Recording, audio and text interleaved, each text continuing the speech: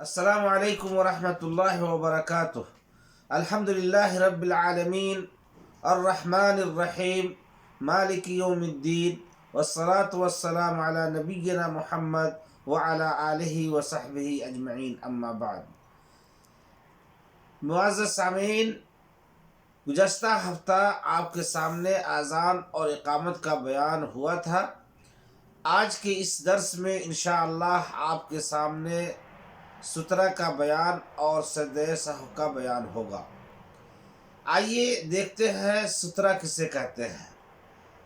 سترہ ہر وہ چیز جو نمازی کے سامنے رکھی جاتی ہے اسے سترہ کہا جاتا ہے، اور یہ کوئی بھی چیز جو نمازی کے سامنے کھڑی کی جائے، افضل یہ ہے کہ یہ سترہ کی اونچائی 1 ہاتھ ہو، اور امام کا سترہ مقتدی کے سترہ کا کام بھی آتا ہے۔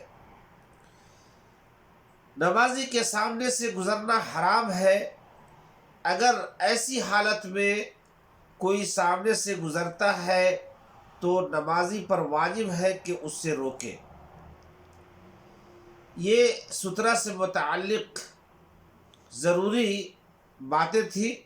اب یہاں سے سجدہ سہو کا بیان شروع ہوتا ہے۔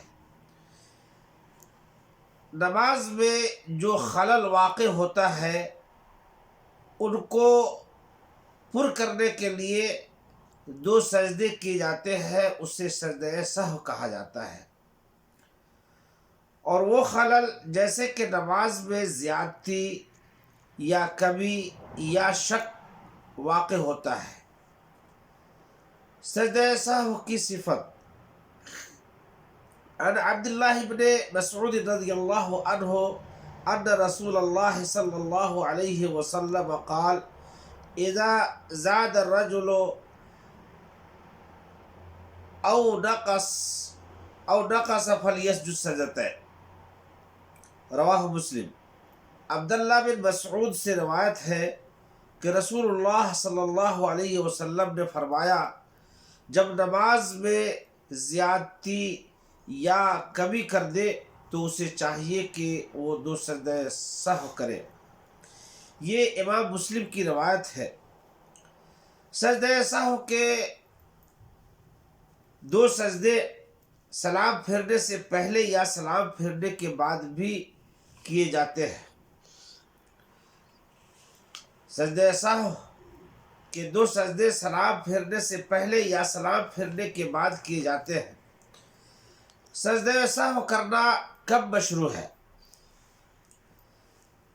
نمبر 1، جب آدمی بھول کر نماز میں زیادتی کر دے۔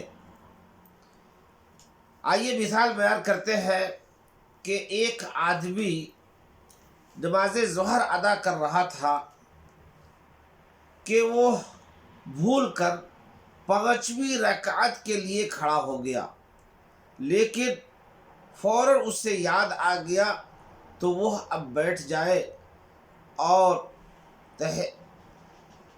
تشہد اخیر یعنی التحیات کے بعد درود شریف اور کچھ دعا پڑھنے کے بعد وہ 2 سجدہ سہو کرے اور سلام پھیر دے۔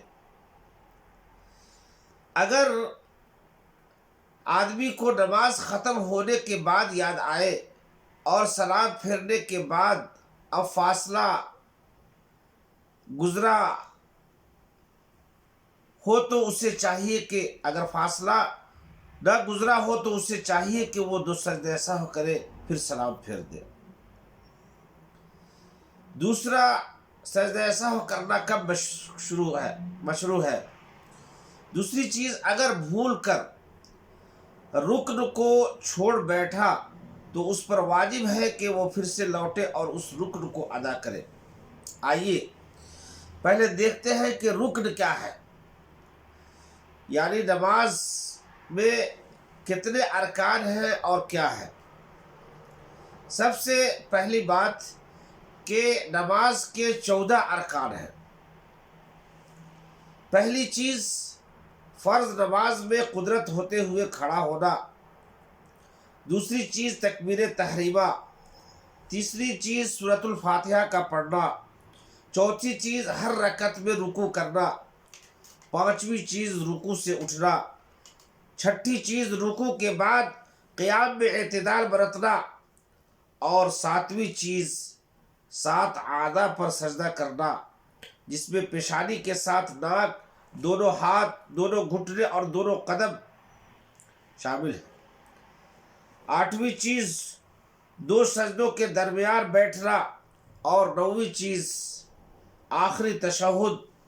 और 10वीं चीज़ आखिरी तशहुद के लिए बैठना। 11वीं चीज़ आखिरी तशहुद में नबी करीम सल्लल्लाहु अलैहि वसल्लम पर दरूद व सलाम भेजना।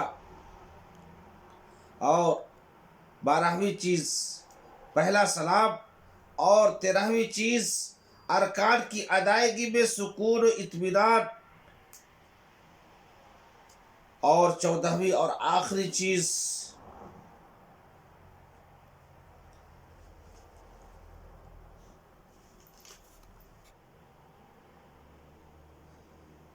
इनको जो अभी बयान हुआ है उनको तरतीब के साथ अदा करना। ये 14 चीज़ें रुकन सलात कहलाती हैं। यहाँ सजदे सहव करना कब मशरू है? इसमें दूसरी चीज़, अगर भूल कर रुकन, जिसको मैंने अभी बयान किया है, छोड़ बैठा तो उस पर वाजिब है कि फिर से लौटे और उस रुकन को अदा करे जिस रुकन को उसने छोड़ा है। मिसाल के तौर पर कि एक आदमी ज़ुहर की नमाज अदा कर रहा था और वो तशहुद अखीर के लिए बैठ गया, लेकिन उससे याद आया कि वह तो अभी 3 ही रकत पढ़ा है। तो ऐसी हालत में उस पर वाजिब है कि वो चौथी रकत के लिए उठ खड़ा हो और इस तरह नमाज मुकम्मल करे और तशहुद अखीर पढ़े और सलाम फेर दे और उसके बाद सजदे सहव करे। तीसरी शक्ल, अगर नमाज में कोई वाजिब चीज़ भूल से छूट गई तो ऐसी सूरत में उस पर वाजिब नहीं है कि वो फिर से उसकी अदायगी के लिए लौटे और उससे अदा करे। आइए पहले देखते हैं कि नमाज में वाजिबात कितने हैं और क्या है। नमाज में वाजिबात 8 हैं। तकबीर तहरीमा के पहली चीज़, तकबीर तहरीमा के अलावा तमाम तकबीरात। दूसरी चीज़, इमाम और अकेले पढ़ने वाले का समी अल्लाहु लिमन हमिदा कहना। और तीसरी चीज़, रुकू से उठते वक्त रब्बना लकल हम्द कहना। और चौथी चीज़, रुकू में एक बार सुभान रब्बियल अज़ीम कहना। और पांचवी चीज़, सजदा में एक बार सुभान रब्बियल आला कहना। और छठी चीज़, दोनों सजदों के दरमियान रब्बी ग़फ़िरली कहना। और सातवीं चीज़, पहला तशहुद। और आखिरी और 8वीं चीज़, पहले तशहुद के लिए बैठना। ये 8 चीज़ें वाजिबात सलात कहलाती हैं। तो इस सूरत में अगर नमाज में कोई वाजिब चीज़ भूल से छूट गई तो ऐसी सूरत में उस पर वाजिब नहीं है कि फिर से उसकी अदायगी के लिए लौटे और उससे अदा करे। यानी जो अभी जो 8 चीज़ें जो नमाज में वाजिब है, अगर इन चीज़ों में से कोई चीज़ अगर छूट जाती है तो नमाजी के लिए उससे लौटना वाजिब नहीं है, बल्कि वो सजदे सहव कर ले और उसकी नमाज मुकम्मल हो जाएगी। लेकिन रुक्न की सूरत में लाबुद, यानी ज़रूरी है कि वो उस रुक्न को पूरा करे। मिसाल के तौर पर एक शख्स नमाज ज़ुहर अदा कर रहा था और वो तीसरी रकत के लिए खड़ा हो गया, तब उससे याद आया कि वो 2 रकत के बाद उसने तशहुद नहीं पढ़ी।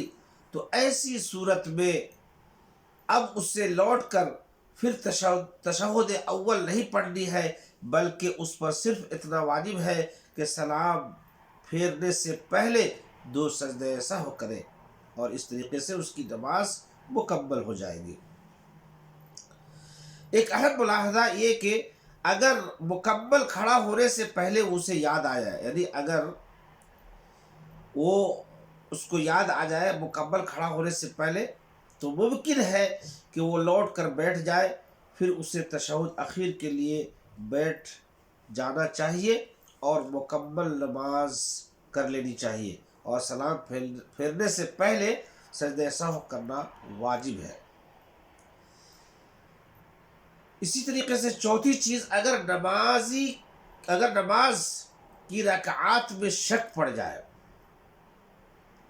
تو اسے چاہیے کہ پڑھی ہوئی رکعات میں سے کم عدد پر یقین کے ساتھ بنا کرے۔ مثال کے طور پر ایک شخص نماز ظہر پڑھ رہا تھا کہ جب وہ تیسری رکعت میں تھا تو شک میں پڑ گیا کہ یہ تیسری رکعت ہے یا چوتھی رکعت ہے، تو ایسی صورت میں کم عدد یعنی تیسری رکعت پر بنا کرے اور پھر نماز مکمل کرے، تو تشہد اخیر پڑھنے کے بعد 2 سجدے سہو کرے، پھر سلام پھر دے۔ ملاحظہ، جب آدمی امام کے پیچھے نماز پڑھ رہا ہو اور اتفاق سے امام کچھ بھول جائے تو مقتدی کو چاہیے کہ سبحان اللہ کہہ کر امام کو یاد دلائے، اور یہ مرد کے لیے ہے، اور عورت کیا کرے، اپنے ہتھیلی ہاتھ کے اوپری حصے پر بجائے۔ یہ سجدہ سہو سے متعلق بیانات بالاختصار یہ کہ سجدہ سہو نماز میں زیادتی یا کمی کی صورت میں کی جاتی ہے، اور یا اگر کوئی بھول کر رکن چھوڑ دے تو اس صورت میں کی جاتی ہے، اور اگر نماز میں کوئی واجب اس سے چھوٹ جائے تو اس صورت میں کی جاتی ہے، اور یا شک پڑ جانے کی صورت میں سجدہ سہو کیا جاتا ہے۔ اسی پر درس کو ختم کرتا ہوں۔ وصلی اللہ علی نبینا محمد وعلی آلہ وصحبہ اجمعین۔